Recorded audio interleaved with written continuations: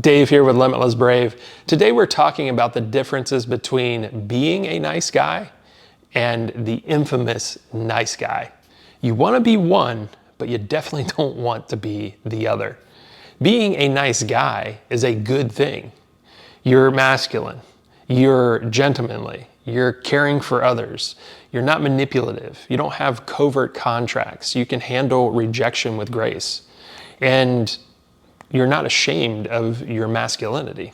Now, the nice guy, the infamous nice guy, he's all about manipulation. He's all about covert contracts. He's ashamed of his masculinity.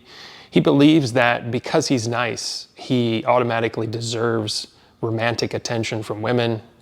He is filled with resentment, and he uses niceness as a manipulative tool, a kind of tit for tat kind of thing where I do this, you automatically owe me that. And the resentment that he harbors is all about, oh, I didn't get rewarded for what I did. It's always about getting something for giving something with the infamous nice guy. And these guys can't handle rejection at all. They go ballistic when they get rejected. They switch between sweet to hostile and try to manipulate through emotion. And a lot of them, unfortunately, haven't been raised around men. It's usually women that have raised the nice guy. And they've learned to manipulate like a woman manipulates, with emotion. And one of their biggest claims is when a woman rejects them, that, oh, women only want bad boys. Well, yeah, pretty much. They don't want to deal with a manipulative man. They don't want to deal with a man who is constantly, I have to do this to get that. And these nice guys are way too catering. They're way too up her ass about all kinds of things. He's always available. He doesn't have his own life. His world revolves around her. So you'll find a lot of these guys in middle management because they don't have what it takes to be the boss, because they're ashamed of their masculinity, but they're manipulative enough to work their way up to middle management. So that's where you'll find a lot of these guys. And you might know one at your workplace. He's the guy that might always bring in coffee, but secretly is tallying up each day that he's brought that coffee. And so when he comes to you to ask a question, to get you to do something, he believes that you owe him that thing that he's requesting because he brought you coffee for the past month. That's how manipulative these guys are. And this is what they do. They don't genuinely care about bringing the coffee. They're using it as a tool to manipulate you. And one of the most common experiences that nice guys deal with when it comes to dating is they're always getting friend zoned. They're way too friendly. They're way too catering. They're way too available. And this creates what's called the friendship or friend zone resentment. So why are nice guys so bad for people and relationships? Well, it's because they treat everything as a transaction, and it's not about genuine connection because they don't really know how to genuinely connect. The only thing they know how to do is see things transactionally and use emotional manipulation to make those transactions happen, which of course leaves whoever's involved with this person feeling like they've been manipulated because that's what's actually happened. They have been manipulated or attempted to be manipulated by nice guys. And I've worked with tons of nice guys over the past 16 years, correcting that behavior so that they can be proud of their masculinity, see their value, get rid of that toxic shame, and show up for themselves as they should be showing up without having to manipulate other people. And when it comes to the resentment of these guys, that can lead to harassment, aggression, because they're not getting what they want. Because in their mind, they've done something for you, so you have to do something for them. And when those expectations aren't met, that's when they lose their mind. That's when they get aggressive. That's when you get the passive-aggressive email, the passive-aggressive phone call, the passive-aggressive behavior of maybe ignoring you while you're at work, whatever it may be. But this is how these guys operate. Highly, highly manipulative individuals. At the end of the day, the nice guy behavior is manipulation disguised as kindness. So if you run into these guys, be careful, because they're going to try to manipulate you. And it's really hard to detect unless you know what to look for.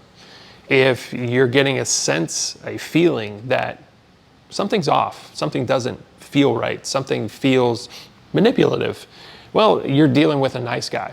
So how do we take the infamous nice guy and turn him into a nice guy? Well, first, we need to understand what he's ashamed of, what his background was. And like I've said before, almost every single case I've worked with is he's been raised by women, no masculine role model, has learned very feminine manipulative tactics and uses them accordingly because that's how he knows how to get things done. Then once I have the background on him, what his childhood was like, what his teenage years were like, who he grew up with, who he was around, well, then we can start looking at very specific segments of his life, working on those to start seeing that he himself was manipulated in a certain way by other people. He was told that his masculinity that he's trying to express is shameful, that he shouldn't have wants, needs, and desires, and that what he wants is shameful and wrong. So once I get him to see that his wants, needs, and desires, as well as his masculinity, is okay to express, and that people find that actually attractive, then he starts to now have a cognitive shift that, oh, I don't have to manipulate people. I don't have to play these games. I don't have to keep tabs of everything. Things will just work out for me as I own who I am, as I shed off the shame that I've been taught, and start having real connection, real friendships, real relationships. Not these manipulative tactics that trick people into doing things they may not want to do or don't understand that they're being manipulated into. Of all the women that I've talked to about nice guys, they despise nice guys. Why? Because it's just like having another woman around. It is manipulative, it's emotionally taxing, it's emotionally draining, and a lot of women do not like other women simply because of how manipulative women are. I also have a lot of different exercises that I take men through to identify, acknowledge, and show them when they're being manipulative, when they're being the nice guy, when things are becoming a covert contract. And that sheds light to their behavior, which allows them to acknowledge it, consciously see it, and then start adjusting it. And it takes a little bit of time to kill the nice guy off, but with a lot of dedicated work, with the exercises that I have, and me pointing things out and showing guys what they're doing that is nice guy behavior, well, they pick it up pretty quick and they start changing pretty quick. And the next thing you know, these guys are living a much richer life with a lot less stress, a lot less mental activity that they have to perform to try to manipulate people. Life becomes a little easier for them.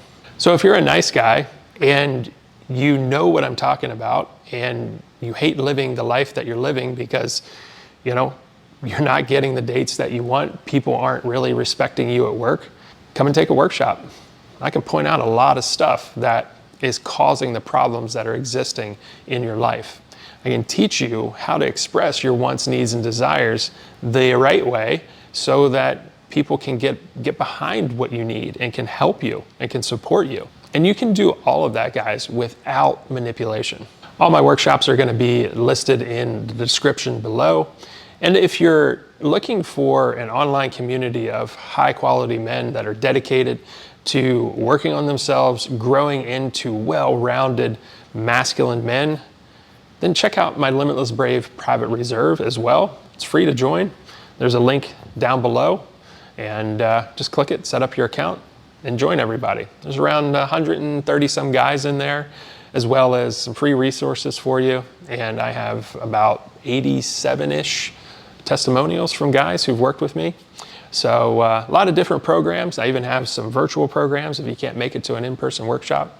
So hope to see you soon. And if you got any questions, you want some help killing off that nice guy, then come work with me. I'll help you out. All right, guys. See you in the next video.